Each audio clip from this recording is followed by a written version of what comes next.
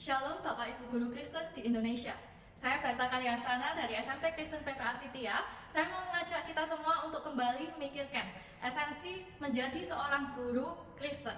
Dan untuk itu, saya akan mengajak Bapak Ibu Guru untuk memikirkan apa yang Bapak Ibu harapkan untuk murid-murid Bapak Ibu ingat tentang Bapak Ibu Guru. Oke, apa yang Bapak Ibu Guru inginkan murid-murid ingat tentang Bapak Ibu Guru? Pastinya kita ingin diingat sebagai Bapak Ibu Guru yang baik, mungkin Bapak Ibu Guru yang ramah, tempat cerita murid-muridnya, atau mungkin beberapa dari kita juga ingin menjadi Bapak Ibu Guru yang pintar, yang diingat sebagai guru yang sistematis, atau seperti apa? Nah, untuk itu saya akan mengajak Bapak Ibu Guru untuk kembali merenungkan dan mengingat seperti apa guru yang berkesan untuk Bapak Ibu ketika Bapak Ibu sedang menjadi siswa. Apakah guru yang berkesan itu adalah guru yang jenius, guru yang mengajar semua di dalam pelajaran, atau guru yang punya relasi yang baik dengan kita, atau guru yang seperti apa? Saya sendiri punya beberapa guru yang sangat berkesan buat saya. Salah satunya adalah guru IPA yang dengan tekun mengantarkan kita, murid-muridnya, untuk mengikuti berbagai macam lomba yang padahal pada waktu itu saya tidak kunjung menang.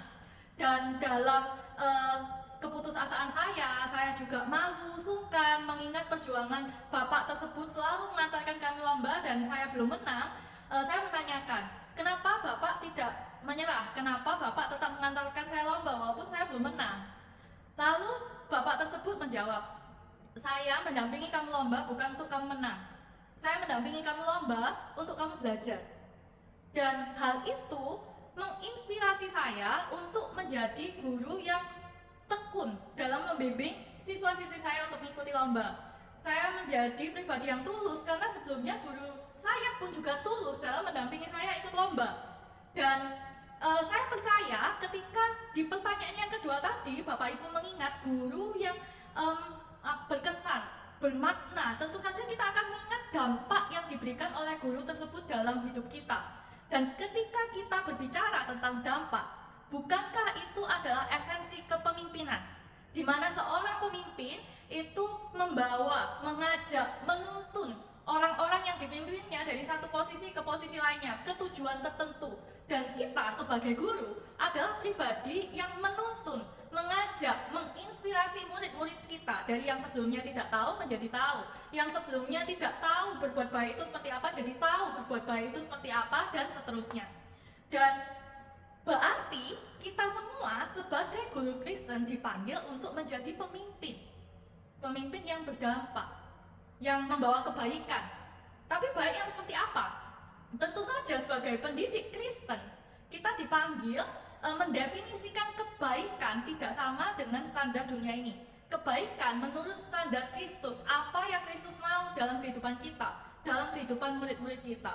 Dan tantangan menjadi lebih kompleks lagi karena kita sadar bahwa murid-murid kita berbeda-beda. Tuhan berikan beragam potensi, Tuhan berikan beragam talenta, minat, dan keanekaragaman yang terjadi di kelas kita.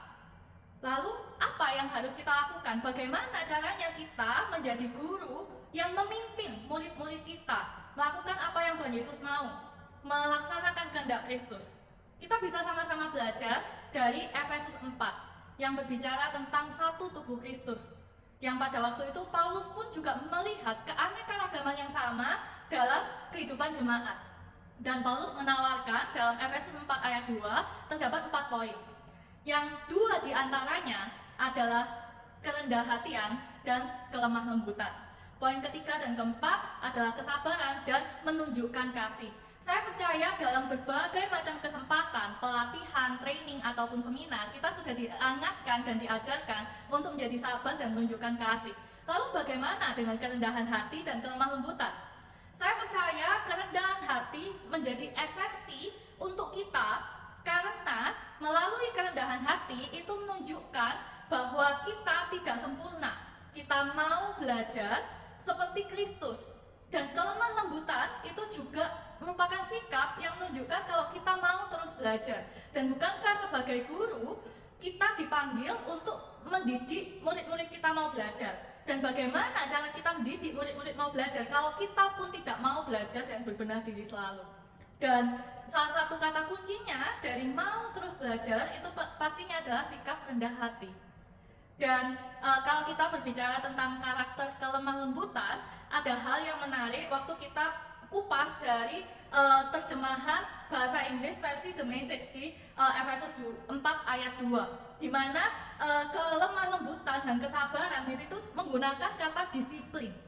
Bagi saya ini cukup menarik karena untuk bisa lemah lembut, sabar, pastinya diperlukan pengendalian diri. Dan pengendalian diri dalam dunia pendidikan itu tercermin dalam kedisiplinan. Sebagai guru, kita berharap murid-murid kita menjadi murid-murid yang disiplin. Tapi apakah kita sebagai guru mencontohkan demikian?